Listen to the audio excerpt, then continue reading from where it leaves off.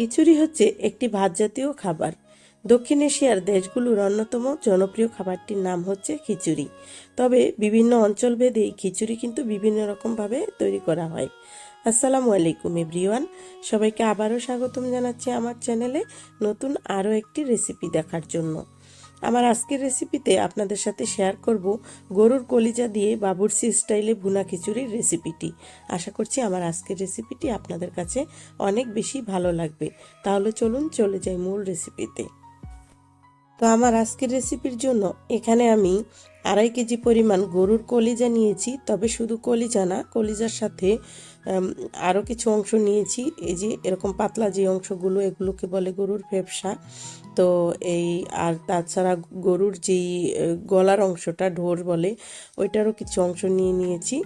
তো এখন আমি এই গরুর কলিজাগুলোকে খুব ভালোভাবে ধুয়ে নিয়েছি। আর আজকে খিচুড়ি রান্নার জন্য আমি চাল নিয়েছি। এখানে হচ্ছে 4 কাপ চাল নিয়েছি, রেগুলার রান্নার চাল। তো আমরা যেই চাল দিয়ে ভাত খেয়ে থাকি সেটা দিয়ে খিচুড়ি রান্না করব।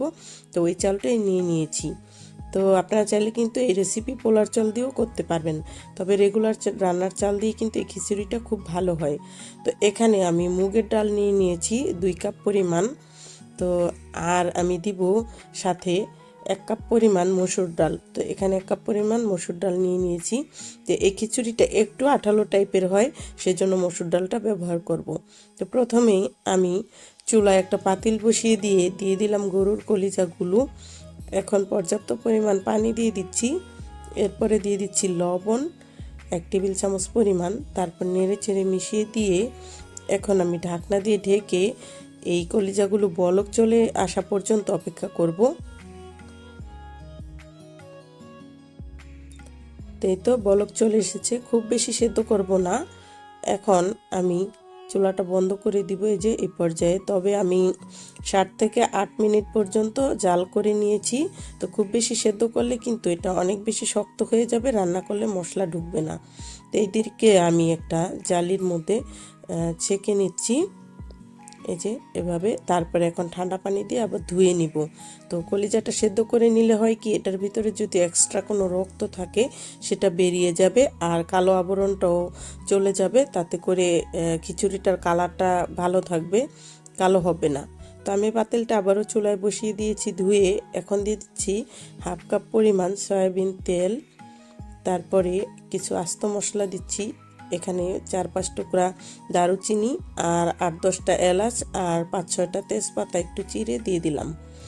এই তো একটু নেড়েচে ফোড়ন তুলে তারপরে এর মাঝে আমি পেঁয়াজ কুচি দিব।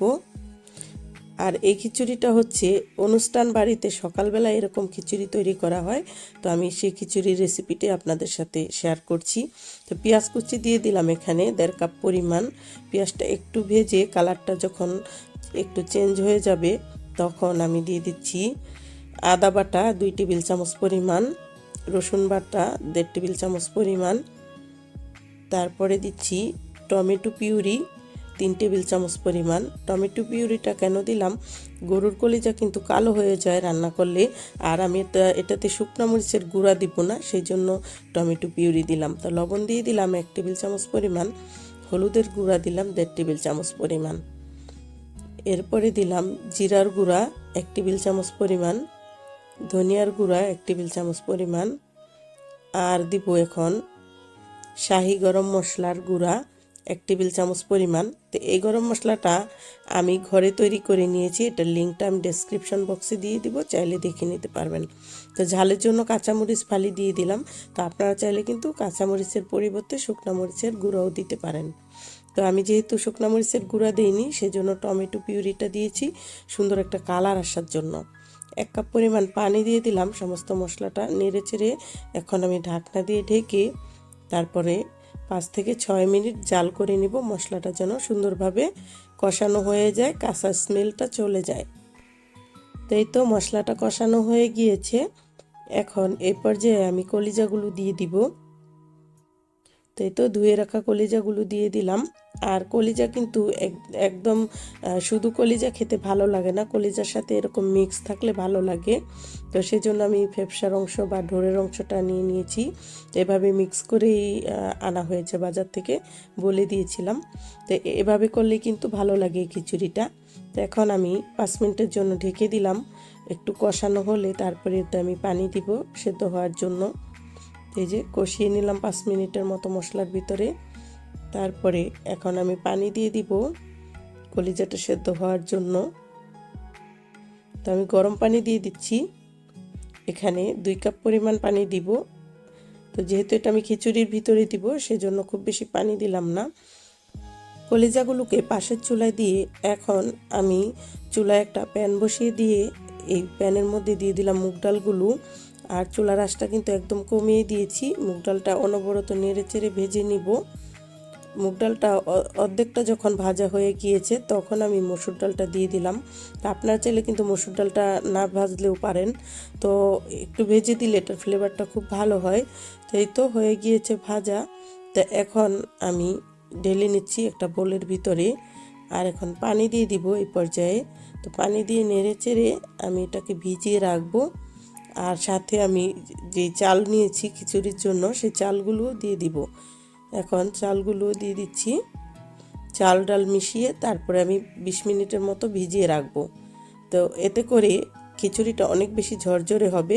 তো 20 মিনিট মতো ভিজিয়ে রাখার পরে আমি জালিতে ঝরা দিয়ে দিব। আর এইদিকে এই যে কলিজাগুলো প্রায় অর্ধেকটা হয়ে গিয়েছে, আবার একটু নেড়ে চেড়ে দিয়ে আমি এটার গায়ে যেই ঝোলটা আছে সেই পানিটা পুরোপুরি শুকিয়ে নিব।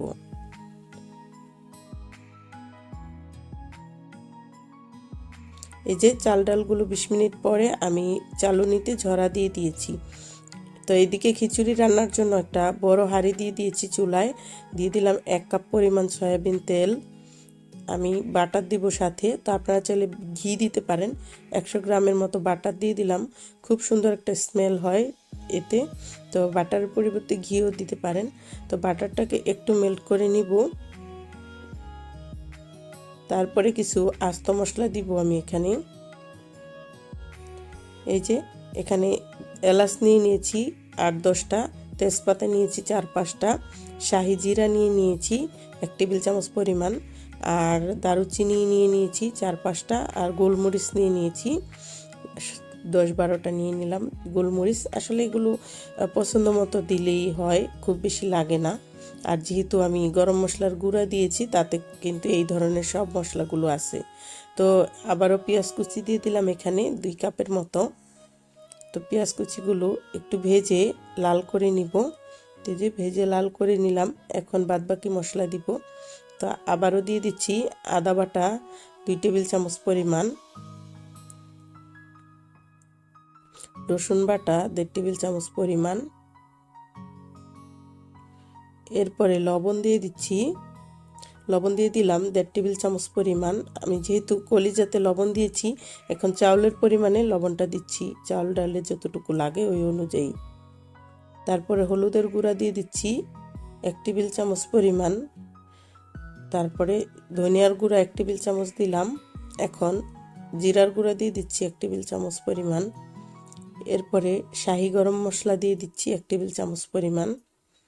তারপরে সব কিছু নেড়ে সুন্দরভাবে মিশিয়ে নিচ্ছি। তো পানি দিয়ে দিলাম 1 কাপ পরিমাণ। এরপরে আমি ফালি করা কিছু কাঁচামরিচ দিয়ে দিলাম ঝালের জন্য। তো আপনারা কাঁচামরিচের পরিবর্তে শুকনো মরিচের গুঁড়া দিতে পারেন, তাতে কালারটা আরও ভালো হবে খিচুড়ির। তো আমরা যেহেতু শুকনো মরিচ তেমন একটা খাই না, সেজন্য কাঁচামরিচের উপরই নির্ভর করতে হয়।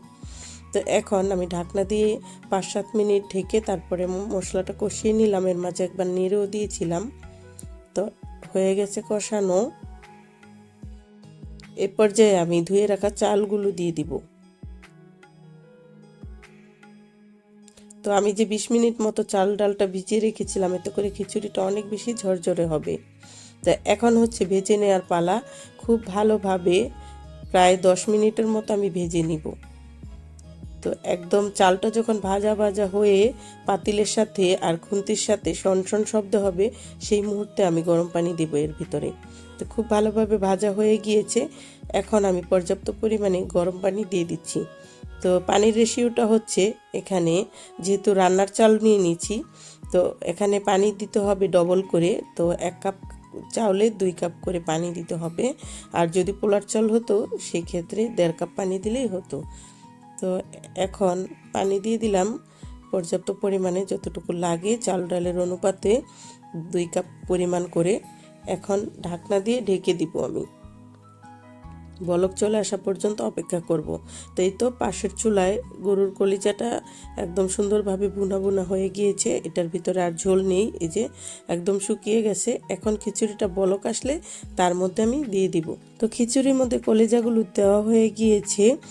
আর এখন আমি শেষ পর্যায়ে ভাজা জিরার গুঁড়া দিয়ে দিলাম 1 টেবিল চামচ পরিমাণ। আর সুন্দর একটা ফ্লেভারের জন্য 7-8টা কাঁচামরিচ দিয়ে দিলাম। তো কলিজাটা যে আমি খিচুড়ির ভিতরে দিয়েছি, কোনো কারণে হয়তো বা সেই অংশটা স্কিপ হয়ে গিয়েছে, সেজন্য আমি আন্তরিকভাবে দুঃখিত। তো এখন সব কিছু ভালোভাবে নেড়ে চেড়ে লবণটা চেক করে নিতে হবে এই পর্যায়ে, কারণ আমি দমে দিব, পরে আর লবণ দিলে কিন্তু সব জায়গায় মিক্স হবে না। এখন খিচুড়িটাকে আমি দমে দিব। তো আমি চুলা থেকে পাতিলটা নামিয়ে তারপরে চুলায় একটা লোহার কড়াই দিয়ে দিচ্ছি। এই যে লোহার একটা তাওয়া, আর এই ধরনের তাওয়াগুলো কিন্তু সবার কাছে থাকে, সবার ঘরে। তাওয়া দিয়ে দিলে হবে কি, খিচুড়িটা নিচ দিয়ে আসলে পুড়ে যাবে না। তো এ পর্যায়ে চুলার আঁচটা কমিয়ে দিয়ে তারপরে আমি 20 মিনিট মতো দমে রেখে নিলাম। এই তো হয়ে গেছে খিচুড়িটা, দেখুন। তো আমার খিচুড়ি তো তৈরি হয়ে গেল। এখন হচ্ছে গরম গরম পরিবেশনের পালা। তার দেখেই তো বুঝতে পারছেন কতটা লোভনীয় হয়েছে। তো আমাদের শরীয়তপুর অঞ্চলে বিয়ে বা মুসলমানের অনুষ্ঠানে রাতের বেলায় গরু জবাই করা হলে পরের দিন সকালবেলা গরুর কলিজা দিয়ে এই ধরনের খিচুড়ি তৈরি করে থাকেন বাবুর্চিরা সবার নাস্তার জন্যে। তো আপনাদের কার কার অঞ্চলে এই ধরনের খিচুড়ি তৈরি করা হয় সকালবেলা অনুষ্ঠানে, কমেন্ট বক্সে জানাবেন।